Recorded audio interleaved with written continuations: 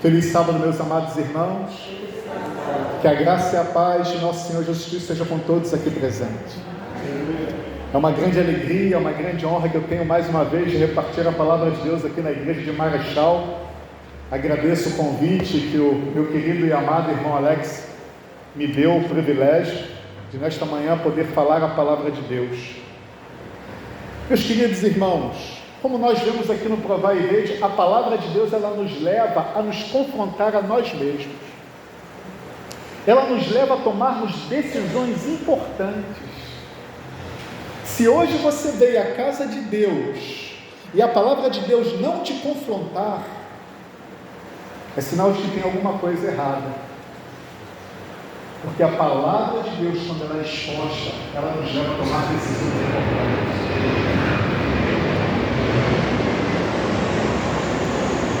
Vamos falar com Deus mais uma vez.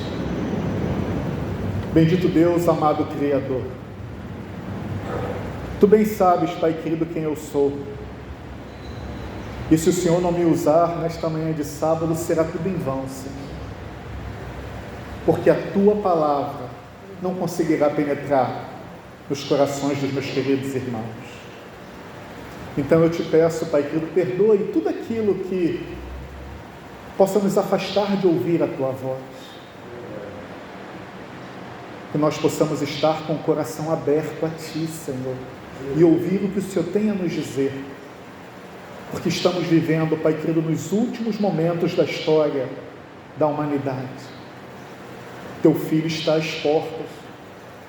E eu creio que Ele não veio ainda, porque a Tua igreja não está preparada. Tenha compaixão e misericórdia. Usa-me nesta manhã, porque tenho a grande honra de poder falar ao Teu povo nesta manhã de sábado. Essas bênçãos eu te peço e eu te rogo, em nome de Cristo Jesus, nosso Senhor. Amém. Meus irmãos, eu peço desculpa porque eu vim da igreja de Bento Ribeiro, eu vim meio corrido, né? O Alex sabe como é que é, né? Passei a lição lá na classe dos professores e aí ainda tive algumas coisas para resolver antes de vir para cá, então me perdoe ter chegado assim, né? No meio do culto, né? O tema desta manhã que Deus tem falado muito ao meu coração é em relação à lei dominical. E por que esse tema é tão importante, meus amados irmãos? Porque esse tema, ele vai ser algo que abalará as estruturas desta igreja. E quando eu ouvi um irmão falando sobre esse tema, da lei dominical nacional, Deus falou muito ao meu coração e eu resolvi repartir essa mensagem com os meus queridos irmãos. Poderia vir algum benefício da lei dominical para o povo de Deus? Poderia Deus tirar alguma coisa boa, irmãos, da lei dominical? Alguma coisa que pudesse ensinar coisas importantes para o seu povo? Algum ensinamento, alguma lição? Poderia vir alguma coisa boa da lei dominical? Sabemos que o mundo vai amar essa lei. Por que o mundo vai amar essa lei, irmãos? Olha só, eu coloquei aqui 3 princípios pelos quais o mundo irá amar. Um dia para a família. Não será legal, irmão, você parar um dia na semana para aproveitar a comunhão familiar? Um dia para o descanso do planeta, o aquecimento global. No último dia, irmãos, do inverno, nós tivemos uma temperatura bem elevada aqui nessa cidade, né? Hoje nós sabemos, irmãos, o que o inimigo irá usar para fazer com que todo mundo possa se voltar para esse tema tão importante, o aquecimento global. Só que ele irá perverter para fazer com que isso seja usado a seu favor. E um dia para a Eucaristia. Então, sobre essas 3 bandeiras principais, o mundo vai abraçar essa ideia. Agora, uma pergunta que eu faço: e quanto a nós que sabemos a verdade? O que estará por detrás dessas 3 boas intenções? Eu coloquei ali entre aspas: adorar a Deus, o que Ele pede nas Sagradas Escrituras, o que foi revelado, ou adorar a criatura através do que ela irá obrigar. Apocalipse 13, que fala das duas bestas, nos diz alguma coisa importante em relação ao porquê o mundo irá abraçar, irmãos. Diz assim, e faz com que toda a terra e os seus habitantes adorem a primeira besta. Por que ele fará? Porque ele irá impor, ele irá obrigar. Aqueles que não aceitarem de bom grado, será obrigado a aceitar porque ele irá impor. Então diz assim, ele vai fazer morrer todos os que não adorassem a imagem da besta. Ou você irá aceitar por bem, ou você irá aceitar por mal. Nós sabemos essa verdade, irmãos, e porque essa verdade tem que falar profundamente aos nossos corações. Diz assim, há mais de 150 anos o remanescente vem falando desse decreto. Mas cedo ou mais tarde ele virá. Assim como Deus usou Noé para dar uma advertência aos antediluvianos, durante 120 anos Noé ficou pregando a mesma coisa. Hoje, ele quem? O Deus dos céus, nos usa para o mesmo propósito. Deus trabalha dessa forma, ele adverte antes de operar o quê? Os seus juízos. E aqui nós veremos, foi assim com os antediluvianos na época de Noé, foi assim com o faraó no Egito, foi assim com o povo de Deus, o povo de Israel antes do cativeiro, e não será também diferente em nossos dias, irmãos. Deus, ele nos ama e ele não quer que nenhum pereça, mas que todos cheguem ao arrependimento. Irmãos, olha só, que benefícios podemos tirar da lei dominical? Olha o que esse texto diz. Eu não sei se vai dar para todos lerem, porque está um pouco distante. Olha só, irmãos, Testemunhos Seletos, volume 3, um tempo de prova diante de nós. Olha o que diz a palavra de Deus. O amor de Deus à sua igreja é o quê? É infinito. Deus, ele ama de uma forma incondicional, que chegou ao ponto de enviar o seu Filho para morrer em nosso lugar. Só que diz assim, incessante é o seu cuidado de sua herança. Ele não permite que aflição alguma sobrevenha à igreja, senão unicamente a que é necessária para a sua purificação, seu bem presente e eterno. O que está dizendo a palavra do Senhor, meus amados irmãos? Que toda aflição que Deus permite que a sua igreja passe, é no intuito de fazer o quê? De que ela purifique. Purificará a sua igreja como purificou o templo no princípio e no fim de seu ministério na terra. A lição dessa semana, irmãos, falou uma coisa muito importante em relação à oração. Na purificação do templo, o que Jesus Cristo fez? Ele derrubou o templo, os cambistas, aquelas pessoas que estão fazendo a casa de Deus no comércio, e não é diferente nos dias de hoje. Nos dias de hoje tem uma moeda de troca, quanto mais você dá a Deus, mais Ele tem a obrigação de te dar. E Jesus Cristo necessita fazer uma purificação também nos dias de hoje, porque nesse momento em que Ele purificou o templo, Ele falou que a sua casa seria chamada casa de oração. Como anda a sua vida de oração com Deus? Porque no momento mais importante da história da humanidade, irmãos, o seu relacionamento com Deus fará a diferença. Você tem uma íntima ligação com Deus através da oração, ou você passa pela oração como se estivesse passando por uma vitrine, vapt-vupt. Tudo que ele faz, tudo que ele traz sobre a igreja tem a forma de provações e de aflições. Falo para que seu povo adquira a mais profunda piedade e a mais força para levar a todas as partes do mundo as vitórias da cruz. Para todos tem ele uma obra a fazer. Tem que haver um constante aumento e progresso. Deus, ele permite as aflições deste mundo na vida de cada um para que o quê? Para que você cresça, para que haja um aumento e para que haja um progresso. Eu pergunto, irmãos, desde quando você aceitou a Jesus Cristo como Senhor e Salvador? Como anda esse teu crescimento espiritual? Você tem crescido na graça e no conhecimento do nosso Senhor Jesus Cristo? Ou corre o risco das pessoas falar: poxa, você não muda, passa 10, 15, 20 anos e você continua a mesma pessoa? Como anda o seu progresso na sua caminhada espiritual? O conselho de Deus para a Laodiceia diz o quê? Aconselho-te que voltes ao primeiro amor.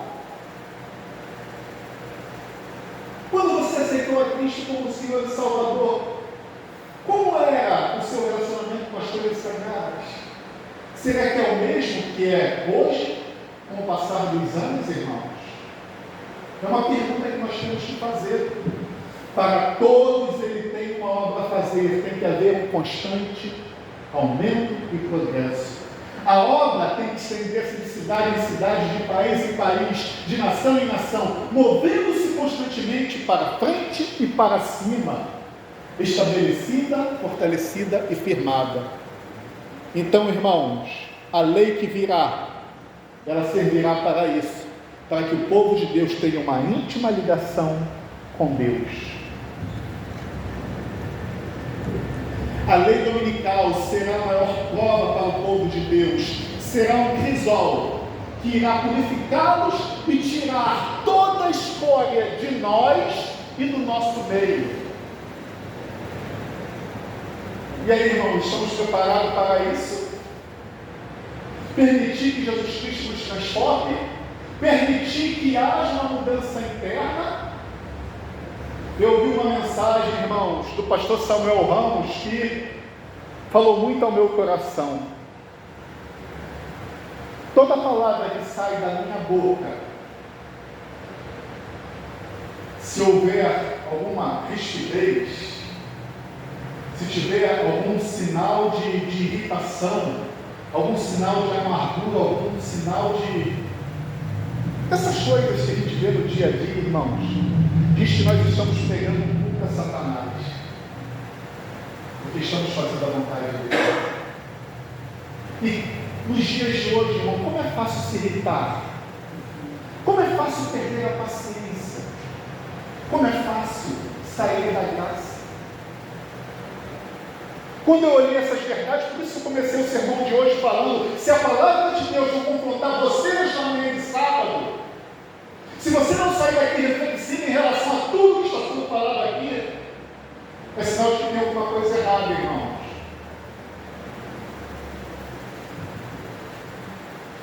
Toda a escória será retirada de nós e do nosso meio. Está vocês preparados ou não para a sacudidura que virá? A maior prova de todas que o povo de Deus irá passar, irmão, será o decreto dominical. A palavra de Deus ela diz que a peneira será peneirada para lá e para cá. Só que Deus é fiel e Ele fala que não cairá um único grão de trigo fora da peneira. Estamos nós dispostos a passar por isso? A história da humanidade mostra que em todos os momentos de adversidade, aonde o povo de Deus foi perseguido, Satanás e seus subordinados, Deus transformou as maldições em bênçãos. O remanescente permanecia fiel, ainda que os céus estivessem caindo sobre as suas cabeças. Pois estes do qual o mundo não era digno, como diz Hebreus 11, preferia a morte do que usufruir os prazeres ilusórios do pecado. E Deus era glorificado, irmãos. E Deus era glorificado. A citação da profetisa do Senhor digna de uma reflexão profunda. Uma outra citação da profetisa do Senhor para o povo dos últimos dias. Olha só o que ela diz: meditação matinal, recebereis poder. Ao recapitular a nossa história passada, havendo revisado cada passo do nosso progresso até o nível atual, ela diz assim, posso dizer: louvado seja o nome do Senhor. Por que louvado seja o nome do Senhor? Ao ver que o Senhor tem executado, enche-me de admiração e de confiança na liderança de Cristo. Por mais que pareça que Jesus Cristo não está no controle desta embarcação, Ele não está. E ela diz assim, nada temos a recear quanto ao futuro, a menos que esqueçamos a maneira que o Senhor nos tem guiado, e os ensinos que Ele ministrou aonde no passado. E aonde estão esses ensinos, irmãos? Na palavra de Deus. Aqui nos ensina como Deus atuou no passado, quando o seu povo passou pelo meio do crisol, pelo meio da fornalha, porque Ele nos ensina como Ele irá agir aonde? No futuro. Se Deus atuou no passado, Ele não irá atuar no futuro, porque diz aquele primeiro texto que eu li, que o amor à sua igreja, olha, irmãos, não tem palavras para descrever. Baseado nesse texto, veremos como Deus agiu no passado para entendermos como Ele irá atuar no futuro. Sabemos que o grande conflito é pelo que, irmãos? Pela adoração. E a lei do Senhor proíbe o que? A adoração a outros deuses. Por esse motivo, Satanás, ao longo dos séculos, ele tem atacado o que? A lei de Deus. Porque a lei de Deus o condena, como nós iremos ver o texto a seguir. Olha só o que diz: procurando difamá-la, até mesmo tentando destruí-la e anulá-la. Mas ele irá conseguir? Não. Mas que ele tenta, ele tenta. Agora olha só, nos embates passados envolvendo a adoração a Deus ou a homens, vamos tirar lições importantes que irão nos ajudar quando a nossa hora de provação chegar. Abro um parêntese, tem uma teoria diabólica, irmãos, dizendo que o povo de Deus será arrebatado e que não irá passar pelo quê? Pela tribulação. Por que essa teoria é diabólica? Olha só, se a provação é um agente purificador de Deus, e nos relatos das Sagradas Escrituras, sempre foi a hora do remanescente fazer o quê? Fazer a diferença. É ou não é, irmãos? Porque na hora da provação, você tem que mostrar. O Alex fala das 3 tipos de fé que a gente tem que ter, né?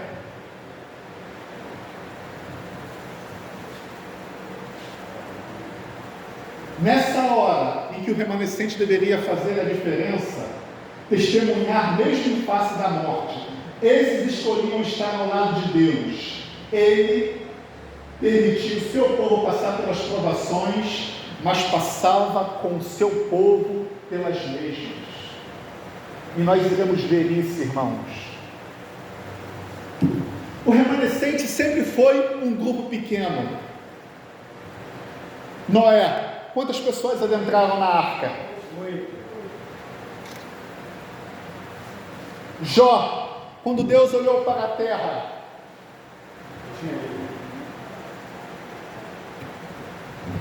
o povo de Israel na época de Josué e Calebe, Davi contra Golias, o inimigo, os filisteus afrontando o Senhor dos Exércitos, humilhando eles.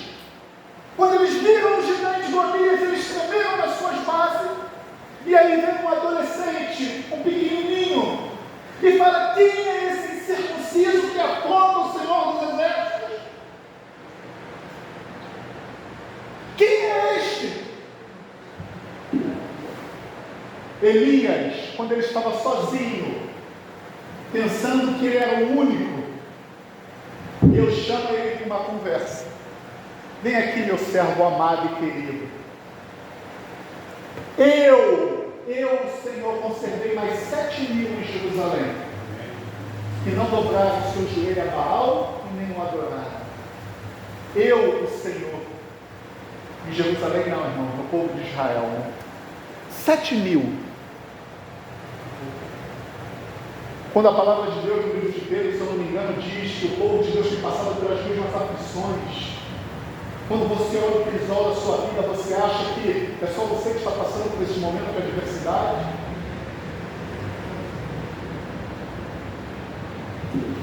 Jesus e os discípulos, quando Jesus Cristo falou aquelas palavras para Pedro: e vocês também querem me abandonar? Vocês também querem seguir aquela multidão? E Pedro falou aquelas solenes palavras: para onde nós iremos? Só tu tens as palavras de vida. Os valdenses, irmãos, os reformadores, João Rus,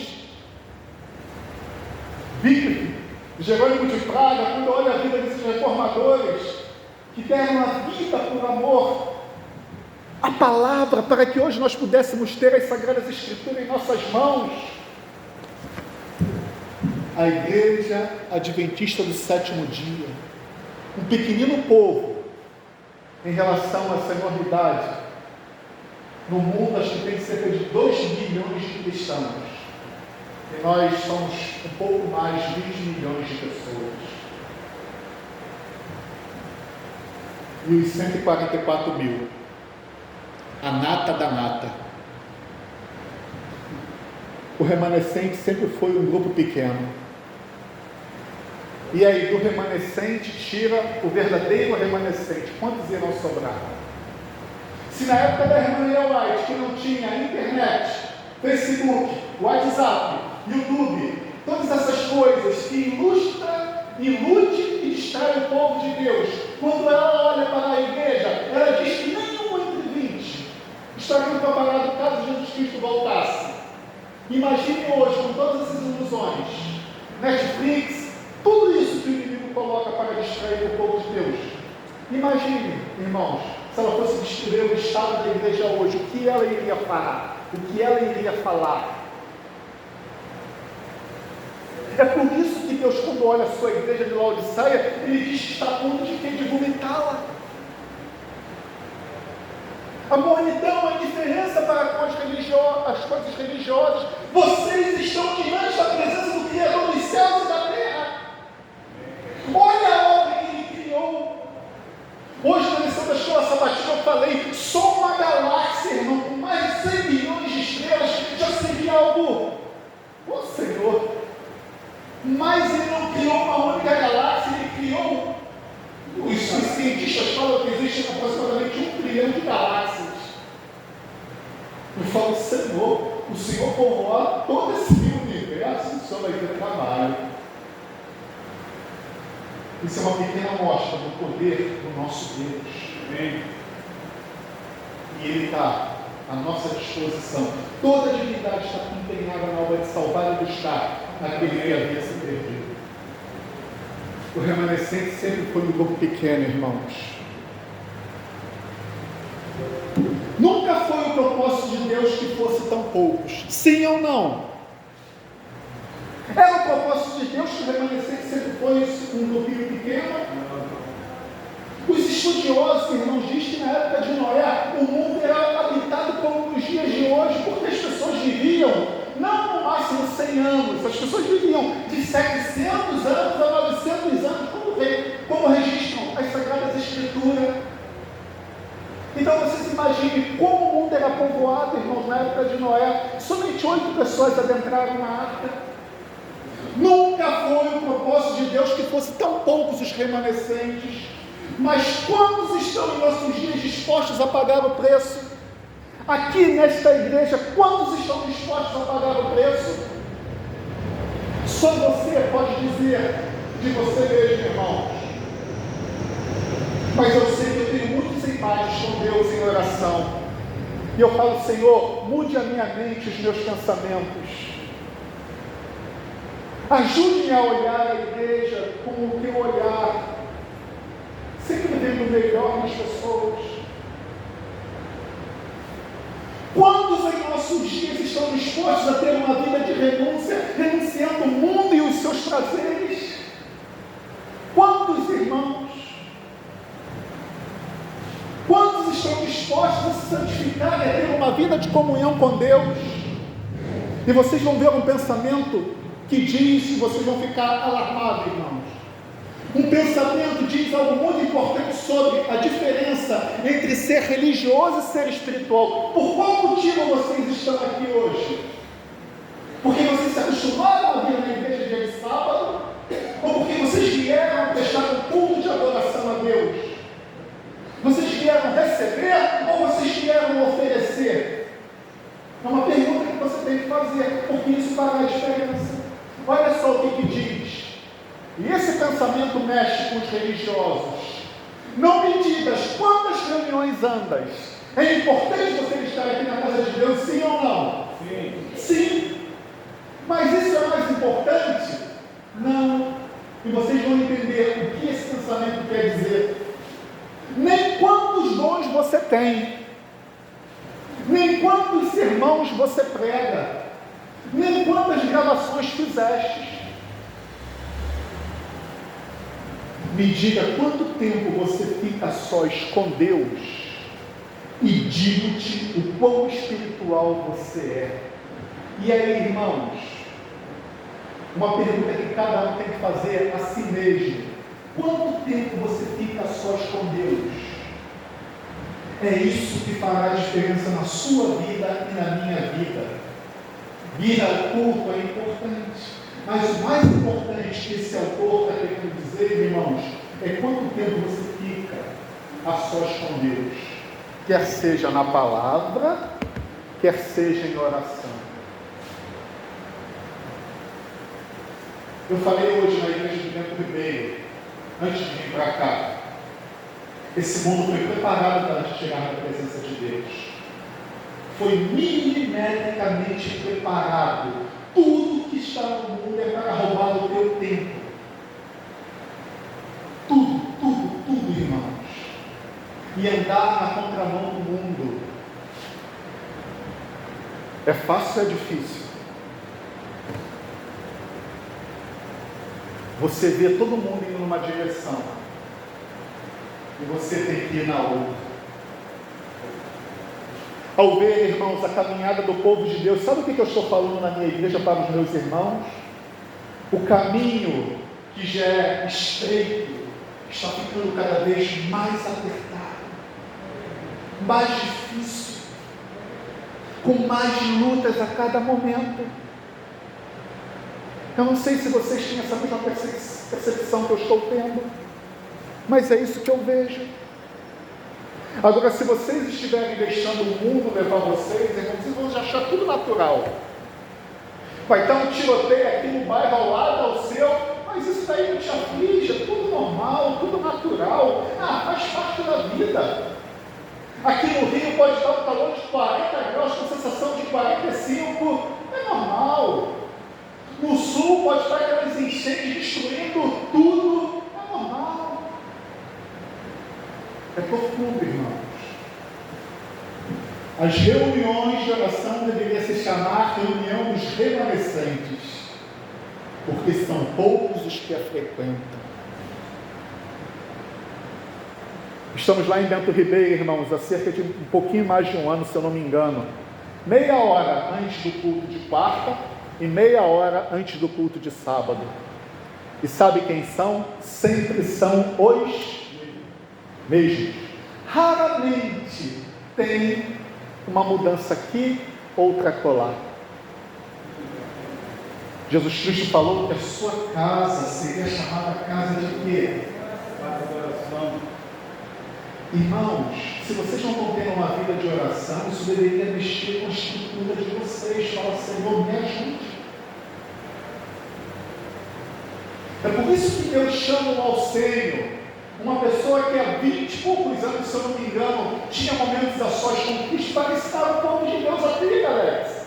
Ele chama uma pessoa que nem adventista era, para ensinar o povo a ter comunhão. Vai lá, irmãos, vamos fazer um treinamento 3 vezes por dia, entra na presença de Deus, sem pedir e sem agradecer, porque você tem que abrir o coração a Deus como um amigo, porque senão fica um relacionamento chato, só pedir e agradecer. Deus, Ele quer participar de tudo na sua vida, das alegrias, das tristezas, das dificuldades, das provações, porque Ele é o único que poderá te ajudar, Ele é o único que poderá fazer alguma coisa em teu favor. Ele quer participar de tudo. É por isso que a lição dessa semana falou: orai sem cessar. Tudo que você for fazer na vida, cada decisão que você for tomar, você tem que estar em espírito de oração, porque você está glorificando a Deus ou você está glorificando o inimigo. Cada palavra que sai da sua boca, você tem que demonstrar o aroma suave e agradável de Cristo Jesus. Amém. Então, ao falar com o irmãozinho, ao falar com a irmã, a quem eu estou refletindo? Pedro, quando estava diante lá daquelas autoridades, o seu jeito o condenava. E nós, irmãos, aí fora, no mundo, o nosso jeito está nos condenando, nós somos diferentes. Elias e os profetas de Baal, vamos ver as histórias passadas, irmãos, e o que a gente tira de lições importantes para o presente.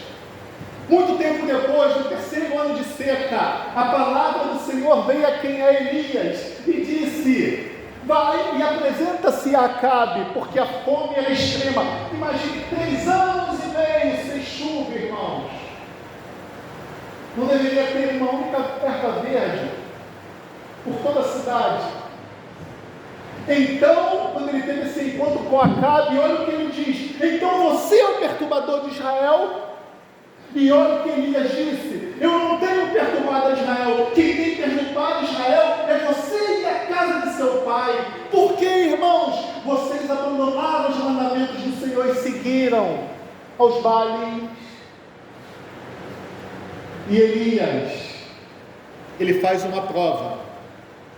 Convoque também os 450 profetas de Baal e os 400 da profetisa Sera, da deusa Sera, que eles estão sustentados por Jezabel. E vamos lá, a prova.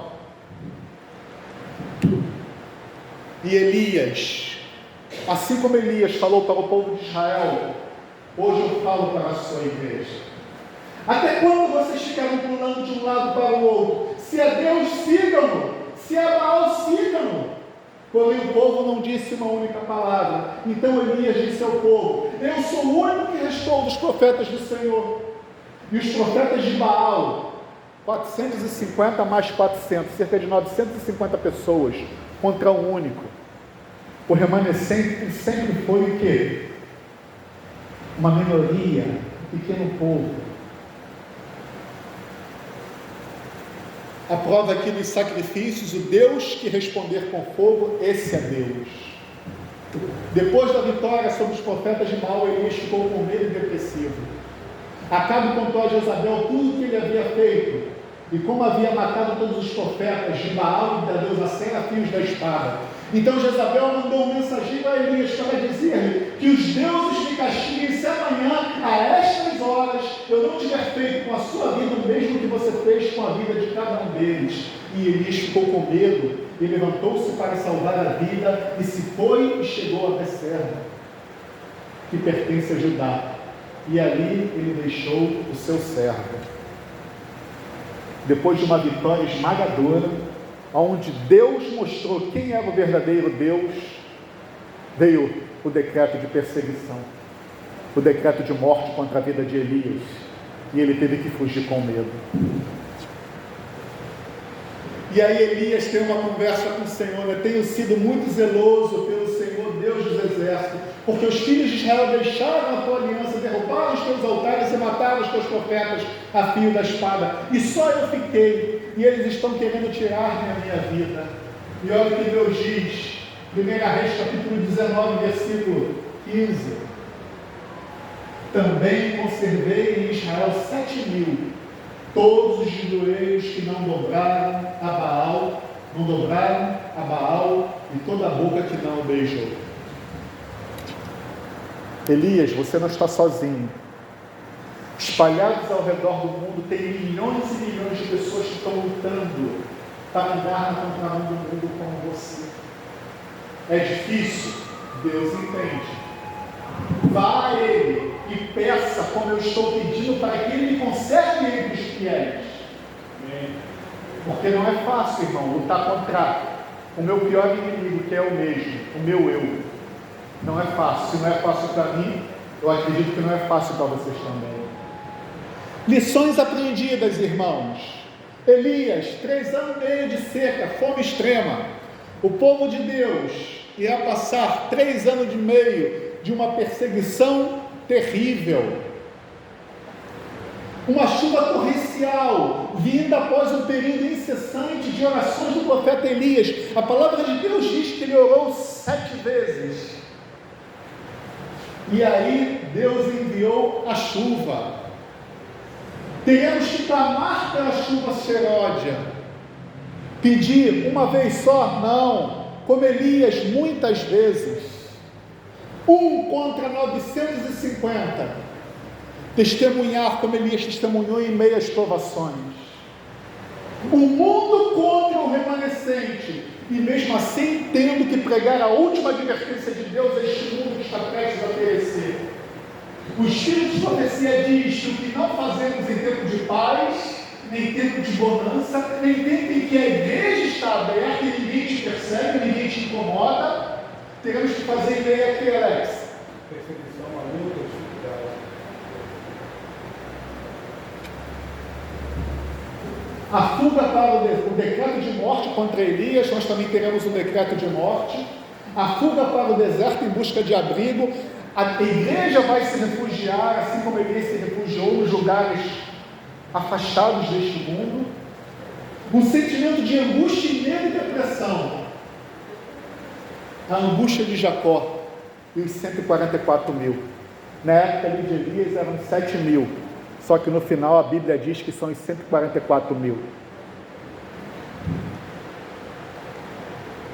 As 7 orações de Elias, Jesus encoraja a igreja. Peçam e lhes será dado. Busquem e acharão. Batam e a porta será aberta. Pois todo o que pede recebe, o que busca encontra. Aí Deus ele fala uma coisa que é muito interessante, né? Que vós que sois maus, se um filho vem lhe pedir um pedaço de peixe, você vai dar o quê? Um escorpião, se lhe pedir um pedaço de pão, você lhe dará o quê? Se lhe pedir alguma coisa, você dará o quê? Agora ele diz assim: ora, se vocês que são maus saber dar coisas boas a seus filhos, quanto mais o Pai Celestial dará ao Espírito Santo aos que lhe pedirem. O que esse texto está querendo te dizer? Você tem que pedir, tem que pedir, tem que pedir muito pelo batismo do Espírito Santo. O decreto de morte do rei Assuero, outra provação onde o povo de Deus foi prestado o quê? Até os limites. Olha só o que está escrito em Esther, capítulo 4, versículo 14. Quem sabe se não foi para um momento como este que você chegou a ser rainha? Quem sabe, Esther, Mordecai falando para a sua sobrinha, quem sabe se não foi para um momento como esse que você chegou a ser rainha? Irmãos, olha só, por isso que eu falo que a adoração sempre está ligada à lei. Você vê ali os profetas de Baal, o que foi falado? Elias, o que falou para o rei Acabe e para Jezabel? Olha só aqui também, olha só. Todos os servos do rei estavam à porta do rei e se inclinavam e prestavam o quê? E se inclinavam e prostravam-se diante de Amã. A lei de Deus, ela diz o quê? Que não podemos. Mordecai, porém, não se inclinava e nem se prostrava. Quando Amã viu que Mordecai não se inclinava e nem se prostrava diante dele, encheu-se de furor. Julgou que era pouco dos seus propósitos atentar apenas contra Mordecai, porque ele havia declarado que o povo de Deus era Mordecai. Por isso procurou destruir todos os judeus. E Mordecai e Amã, ele vai aonde? Ao rei Assuero. E olha o que Amã diz: existe um povo espalhado e disperso entre todas as províncias do teu reino, cujas leis são diferentes de todos os povos. É ou não é diferente as nossas leis? Quem é que nos rege? Se for do agrado do rei, decrete que sejam mortos. Então o rei tirou da mão o seu sinete e o deu a Amã, filho de Amenade, Agagita, inimigo dos judeus. Quando Mordecai soube tudo o que havia passado, rasgou as suas roupas, e se cobriu de pano de saco e cinza, e saiu pela cidade clamando em alta voz, soltando gritos de amargura. Em todas as províncias aonde chegava a palavra do rei e a sua lei, havia entre os judeus grande luto, com jejum, choro e lamentação, e muitos se deitavam em panos de saco e cinza. Nada mais, nada menos do que um decreto de morte contra o povo que tem leis diferentes do restante do mundo. Decisão, multidões no vale da decisão. Por que eu coloquei esse verso aqui? Olha o que Mordecai disse para Esther: não pense que por estar no palácio você será a única entre todos os judeus que conseguirá escapar, porque se você ficar calada agora, de outro lugar virá o quê? O socorro e livramento para os judeus. Mas você e a casa de seu pai perecerão. Mas quem sabe se não foi para uma conjectura como essa que você foi elevada à condição de rainha? Por que eu coloquei aqui? Multidões, irmãos, terão que tomar a decisão. Fazer ou não fazer a vontade de Deus. Esther estava numa posição confortável. Ela, a princípio, ela estava o quê? Ela estava imune àquele decreto. Eu sou esposa do rei, quem vai atentar contra a minha vida? E Mordecai vai lá e chama ela à reflexão. E olha o que ela diz: vai e reúna todos os judeus que estiverem em Suzã e jejuem por mim. Não comam e não bebam durante 3 dias e nem 3 noites. E as minhas servas, eu e as minhas servas também jejuaremos, e depois irem falar com o rei, antes que seja contra a lei. E se eu tiver que morrer, porque falar contra o rei sem ser chamada, dependendo do que o rei fosse responder, era um decreto de morte, até para ela mesma. Irmãos, abrindo um parêntese aqui, quando chegar o decreto dominical, Deus ele vai testar o seu povo como testou o povo do Egito. Deus ele procura várias vezes ensinar as mesmas lições, irmãos. As mesmas lições vai se repetindo. A palavra de Deus diz que o povo de Israel, no deserto, 3 dias e 3 noites, sem água. Deus ele não sabia qual era a necessidade do seu povo. E por que ele esperou 3 dias e 3 noites? Jesus, irmãos, na segunda multiplicação de pães, ele esperou quantos dias para ele fazer a multiplicação dos pães e dos peixes? Sabe por que ele esperou 3 dias? Para que saíssem quem? Aqueles que não estavam ali interessados em busca do verdadeiro pão espiritual que era ele. E quando sair o decreto dominical, será que não vai acontecer a mesma coisa? Deus ele não vai permitir que o seu povo passe fome e necessidade para que saia do nosso meio. Fala aí, Alex, o que o povo de Deus vai ter que suportar? 3 coisas: demora, o cansaço e a fome. Para eu, irmão, que sou um pouquinho... se está sem comer, vai ser fácil. Mas Deus tem prazer em ver seus filhos sofrer? Não. O que ele vai tentar fazer? Vai querer ver qual é a resposta de cada um dos seus filhos. Quantos vão permanecer firmes e fortes? O problema não foi o povo de Israel pedir pão, pedir água. O problema é a forma como você se dirige ao Deus Criador dos céus e da terra. Com respeito, com reverência, clamando: Senhor, tenha misericórdia de nós, porque estamos 3 dias e 3 noites sem água, e num deserto, onde o calor é insuportável. Durante 3 dias e 3 noites também eles ficaram sem comer e sem beber, irmãos. Será que isso diz alguma coisa em relação a quanto tempo nós iremos ficar sem um alimento físico? Alguns estudiosos dizem, irmãos, eu não sei se é verdade, que o pão e a água só serão certos quando a porta da graça se fechar. Se for, irmãos, aí vai se cumprir o que a palavra de Deus diz: e o cristão viverá pela fé. Porque é muito fácil hoje você ir para casa e saber que tem uma comidinha gostosinha te esperando. Por mais que o culto atrase um pouquinho, você sabe que a comida que vai encher a sua barriguinha está certa. E quando nessa época decisiva, que você vai ter que viver pela fé, você não vai saber o que te aguarda no futuro. Isso é viver pela fé. Basta cada dia ser mal. Estamos nos preparando, irmãos, para esse momento decisivo da história? É uma pergunta que eu e você temos que fazer. Estamos nos preparando para esse momento decisivo da história? Semana passada eu ia pegar esse sermão aqui.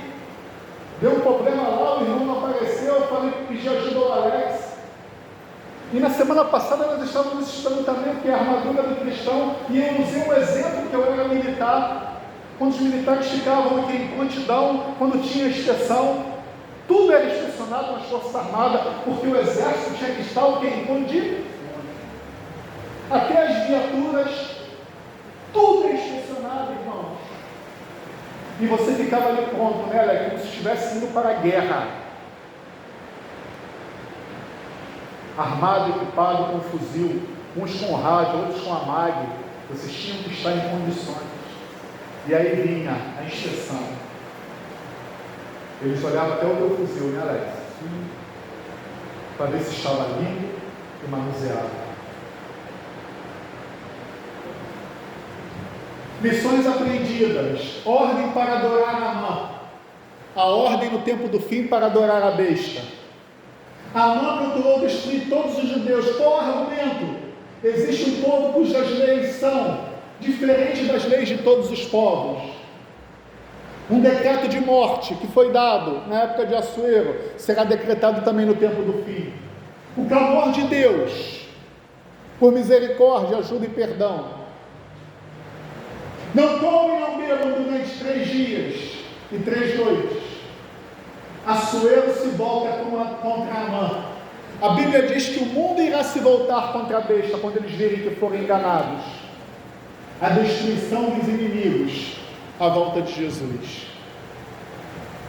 A estátua de ouro e a fornalha de fogo ardente, outro momento de provação. Nabucodonosor fez uma imagem, e ele ordenou que todas as pessoas de todas as línguas, que no momento que ouvisse o som dos instrumentos, deveriam fazer o quê? Se curvar diante da imagem.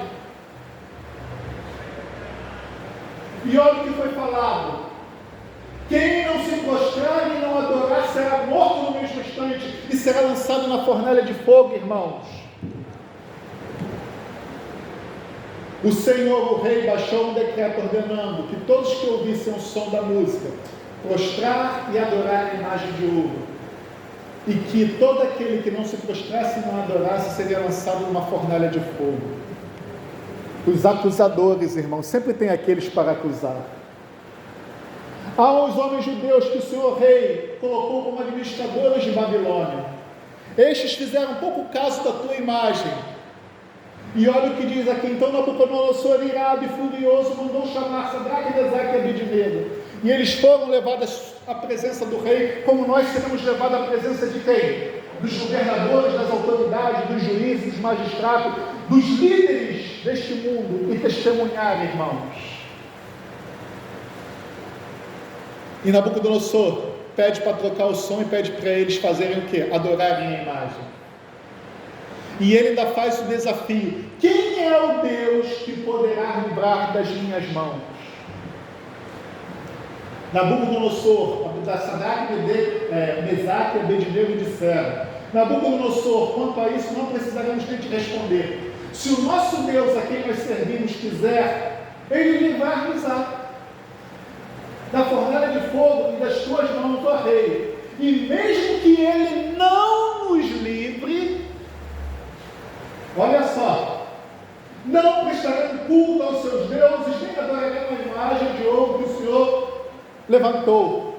Então Nabucodonosor, cheio de ira, cheio de fúria, fez o quê? Mandou que os mais fortes de todo o seu reino amarrassem aqueles 3 e e o jogassem na fornalha de fogo. O fogo realmente estava tão quente que, ao se aproximar aqueles soldados, para cumprir a sentença do rei, eles mesmos morreram.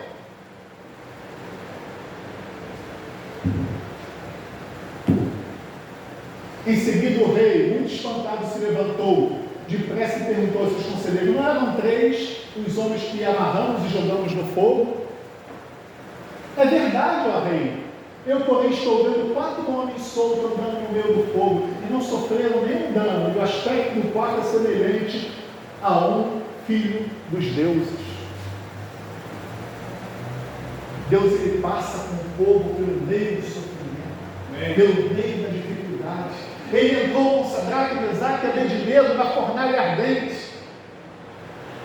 Durante a trajetória do povo de Deus de Israel, do Egito, Deus estava lá com eles.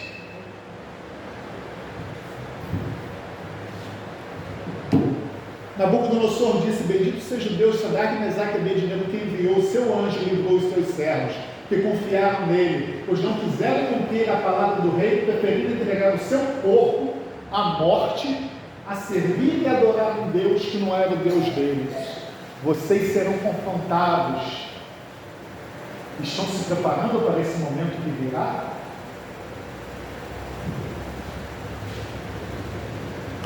Quando o povo de Deus é fiel, o que acontece, irmãos? Deus é o quê? Quando o povo de Deus é fiel, Deus é glorificado em si.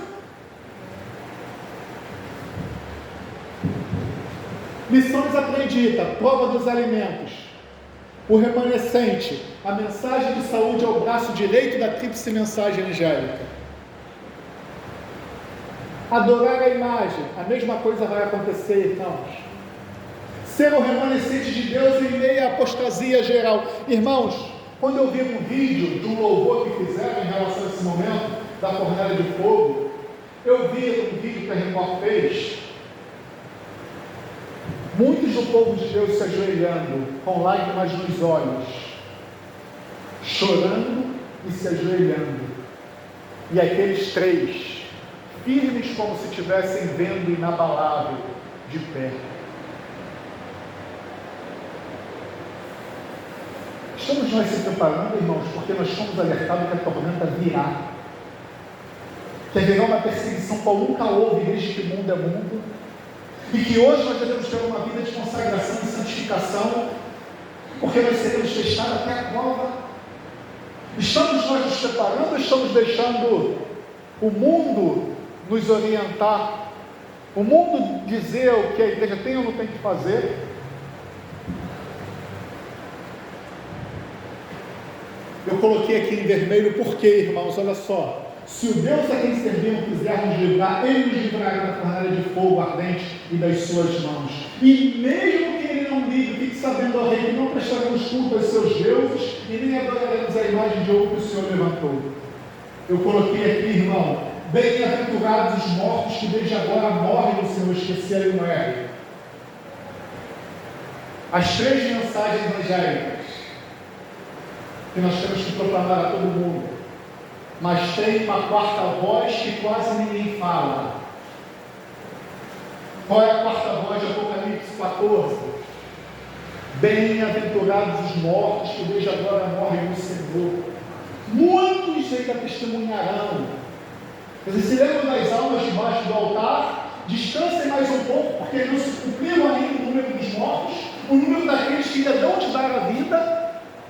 Nesse momento, irmão, haverá uma matança pela face da terra.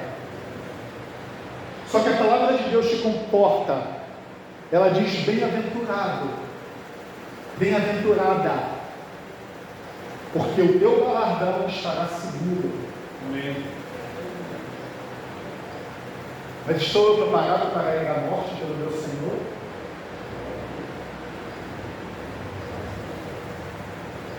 Na época de Sadraque, Mesaque e Abednego, ele foi livrado. Na nossa época, irmão, nós seremos livrados. Muitos irão morrer.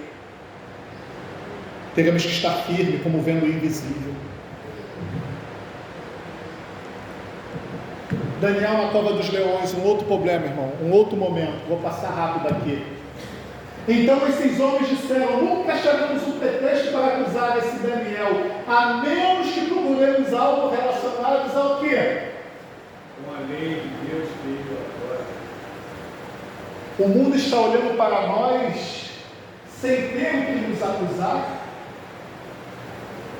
O Alex contou na igreja de Campo Ribeiro, né? Um grupo de irmãos que estavam saindo no tapa, né? E aí chegou um policial cheio de guia. Não foi, Alex? Cheio de guia no pescoço. E quando falou que era cristão, o que aconteceu? Não, vocês não são cristãos. Com esse testemunho, eu nem sei quem são, irmãos, mas só sei que eu ouvi. Será que o inimigo tem alguma coisa contra nos acusar? Ou será que ele está olhando para o remanescente a mesma coisa? Só temos que ver alguma coisa relacionada ao seu Deus, porque a sua vida é uma vida de conformidade com a lei do seu Deus.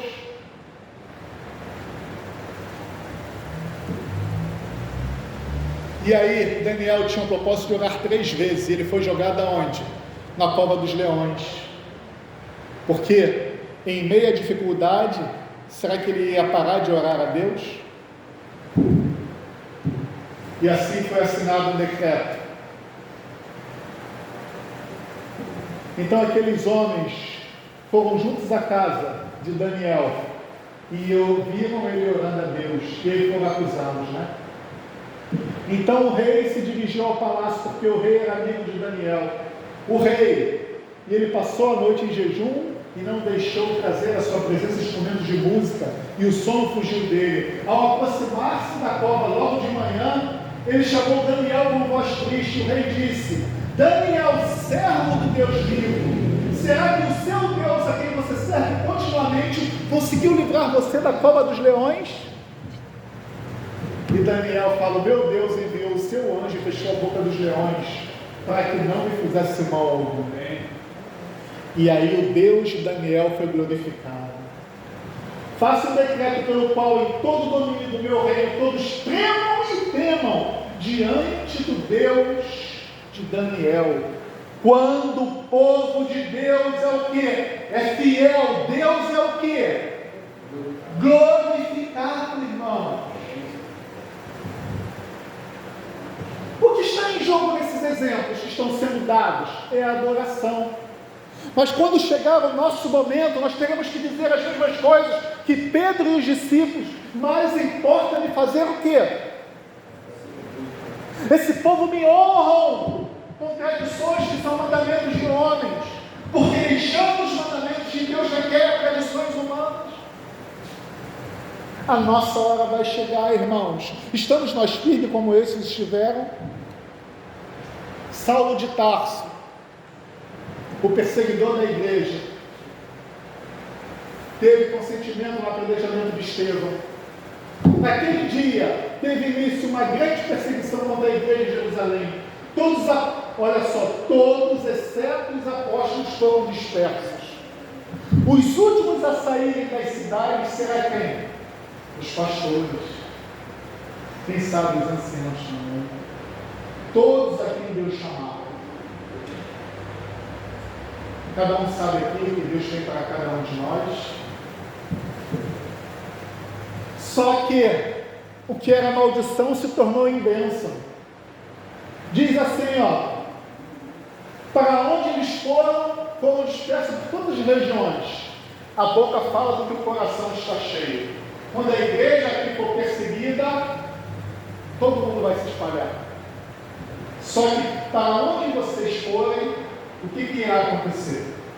Vocês vão falar de Jesus Cristo, e aí o evangelho vai se espalhar. Amém. Saulo, porém, queria destruir a igreja, indo de casa em casa, arrastava homens e mulheres, lançando-os na prisão. A mesma coisa irá acontecer. As pessoas irão te acusar, porque elas sabem que vocês guardam a lei de Deus. As pessoas irão de casa em casa, buscando aqueles que são fiéis a Deus. Como o povo de Deus vivia nesse momento? Perseveravam na doutrina dos apóstolos e na comunhão, no partir do pão e nas orações. Em cada alma havia o tremor, e muitos prodígios e sinais eram feitos por meio dos apóstolos.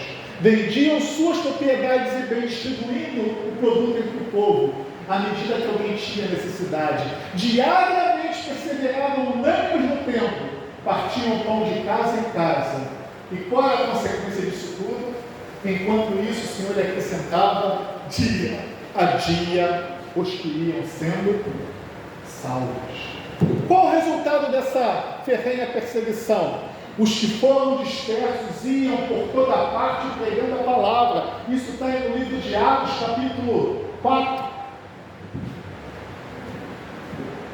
Todos esses casos envolveram adoração ao Deus Criador e algumas imposições para adorar a criatura, e as leis divinas foram confrontadas. Por que a lei do Senhor é tão odiada, irmãos? Sabemos que a lei é boa, 1 Timóteo 1, versículo 8 e 9. Tendo em vista o quê? Que não se promulgue a lei para quem é o quê? Mas para os transgressores, rebeldes e para os ímpios e pecadores, para os iníquos e profanos, para os que matam o pai e a mãe, e para os homicidas. Por que Satanás odeia a lei de Deus? Porque a lei de Deus o acusa. Por esse motivo ele tenta anular, irmãos. Sabemos que o decreto dominical, o que sabemos do decreto dominical? Nesse tempo se levantará Miguel, o grande príncipe, o defensor dos filhos de Deus, e haverá um tempo de angústia como nunca houve, desde que existem nações até aquele tempo. Mas naquele tempo o povo de Deus será salvo, todo aquele que for achado escrito no livro. Jesus, ele traz um pouco mais de luz do que o profeta Daniel falou, e olha o que Jesus Cristo diz. Jesus, ele diz o quê? Ai das que estiverem grávidas, ai das que amamentarem naqueles dias. Orem para que a fuga de vocês não aconteça no inverno nem no sábado. Se o sábado deixasse de existir, deixasse de vigorar, por que Jesus Cristo ia falar em relação ao sábado? Irmão, só não veem a verdade quem é aqueles que não querem. Em relação ao inverno, tudo bem, onde tem um inverno rigoroso, a gente sabe que é terrível. Mas, em relação ao sábado, por que foi escrito ali? Se essa fuga ia acontecer só no ano 70. Porque nesse tempo haverá uma grande tribulação como nunca houve desde o princípio do mundo até agora, e nunca mais haverá. Não tivessem aqueles dias sido abreviados, ninguém seria salvo, mas por causa dos escolhidos, tais dias serão abreviados. Irmãos, a prova que virá sobre nós, se Deus não abreviasse, sou eu que estiver falando, vocês podem até, mas se é a palavra de Deus, irmãos, se não tivesse aqueles dias sido abreviados, ninguém seria salvo. Irmão, sabe o que é ninguém no mundo de 8 bilhões de pessoas? Está você retardando o seu preparo? Estão vocês incomodados para ir embora de casa no dia do Senhor? Sabe quantos dias eu fiquei preparando esse sermão, irmãos? Com o maior prazer, porque ele estava alimentando a minha alma pelo que está vindo. Não tivesse aqueles dias sido abreviados, ninguém seria salvo. Ninguém. Mas por causa dos escolhidos, Deus escolheu a todos, sem exceção. Só depende de você, só depende de mim. Tais dias foram abreviados porque nesse momento. Então a lei dominical será boa ou ruim para o povo de Deus? Depende de que lado você estará. Preparado como as virgens prudentes ou despreparado como as virgens imprudentes? Você decide. Deus coloca diante de ti, irmãos, 2 caminhos. Um largo e espaçoso e um outro estreito e apertado. O último texto desta noite, irmãos, desta manhã, livro Eventos Finais, a perseguição conduz à unidade entre o povo de Deus. Deus, ele permite a perseguição, por quê? Ela traz benefícios. Quando a tempestade da perseguição realmente desabar sobre nós, as verdadeiras ovelhas farão o quê? Ouvirão a voz do verdadeiro pastor. Habilidades e esforços serão enviados para salvar os perdidos. Todo o céu estará envolvido para querer salvar o máximo de pessoas possíveis. Habilidades e esforços serão enviados para salvar os perdidos. E muitos que vaguearam longe do aprisco retornarão para seguir o grande pastor. O povo de Deus se coligará. Eu procurei no dicionário: tornar-se unido, ligar-se-á, juntar-se-á. Seremos um só povo, um só rebanho. E apresentará ao inimigo uma frente única, unidade trazida pelo Espírito Santo de Deus, como aconteceu na época apostólica. Era um só, a mente e o coração do povo. Quem aqui que estará disposto a morrer por amor ao Senhor? Todos se apresentam em uma fileira. Ninguém arreda o seu pé nem para frente nem para trás. Ficam ali. O Senhor deseja me usar, Senhor? Estou aqui.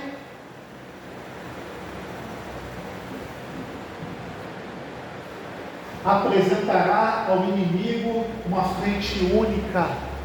Ninguém irá abandonar os seus postos. Ninguém. Em vista do perigo comum, cessará a luta pela supremacia na casa de Deus.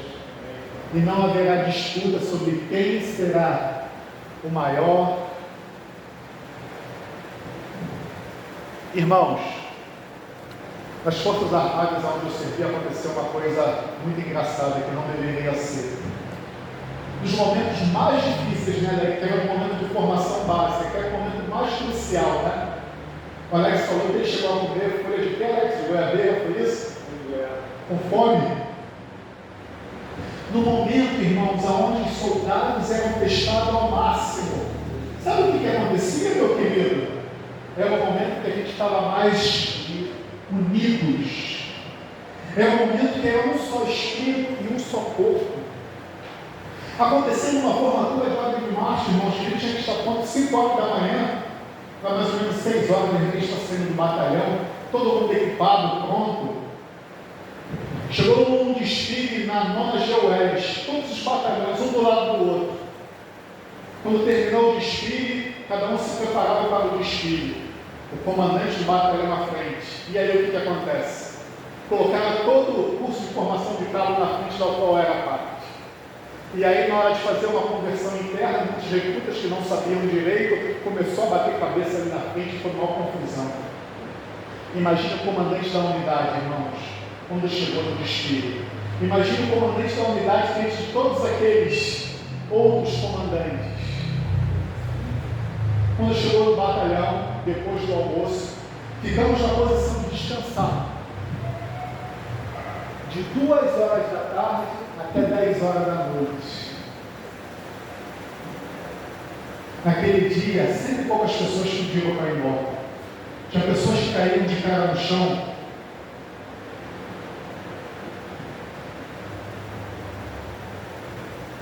Irmãos, não é fácil não. Estamos nós nos preparando para o que virá.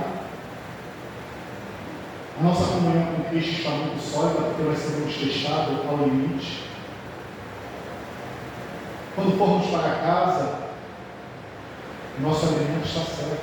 Eu creio. Mas naquela época, você terá que viver pela fé. A fome extrema. Você vai glorificar a Deus em tudo dar graças, como você viu essa semana, na lição da escola sabatina, ou você vai murmurar com os judeus? Que Deus nos abençoe, que Deus nos prepare, irmãos. Que Deus nos fortaleça. Hoje é o dia de cada um dar o algo a mais, porque estamos vendo a linha de chegada. Estamos vendo o Senhor. Para alguns aqui estão ouvindo os passos de um Deus que se aproxima. Amém. Que Deus abençoe a igreja de Marechão. Que Deus tenha misericórdia do seu povo. Não somos nós que estaremos firmes, mas vai ser, como na época de Elias, é Deus que vai fazer com que a gente fique de pé. Então clame a Ele, Senhor, quando a prova vier, permita que eu esteja de pé. Por favor. É esse meu desejo e essa é a minha oração em nome de Cristo Jesus para a igreja de Marechal. O horário já passou, Alex. Pode ser sua oração final? Vamos ficar de pé, meus amados irmãos, para nós orarmos. Bendito Deus, amado Criador. Não sou digno, Senhor, de trazer uma mensagem tão importante para a Tua igreja. Mas o Senhor me usa, Senhor, para falar essas coisas. Quando eu estudei, Senhor, muito sobre esse sermão, essa mensagem principal é para mim. Os exemplos que eu citei aqui, Pai querido, eles já estão selados para a salvação em Cristo Jesus, mas nós que estamos passando pelos crisóis da vida, Senhor, ainda seremos testados, provados até o limite. Ajude-nos, Senhor, para estarmos firmes, para estarmos de pé. Ajude-nos hoje a termos uma vida de consagração e passar momentos a sós contigo, Senhor, para que aqueles que não se prepararem não ouçam a notícia mais triste que alguém poderia ouvir, Senhor: apartai-vos de mim, porque eu não vos conheço, como foi a sentença dada às virgens nécias ou às virgens imprudentes. Ajude-nos, Senhor, a nos prepararmos para esse momento decisivo. Perdoe os nossos pecados, sara as nossas enfermidades, leva-nos em paz para os nossos lares, na certeza de que tivemos um encontro contigo. É o que eu te peço, é que eu te agradeço, em nome de Cristo Jesus, nosso Senhor. Amém. Amém.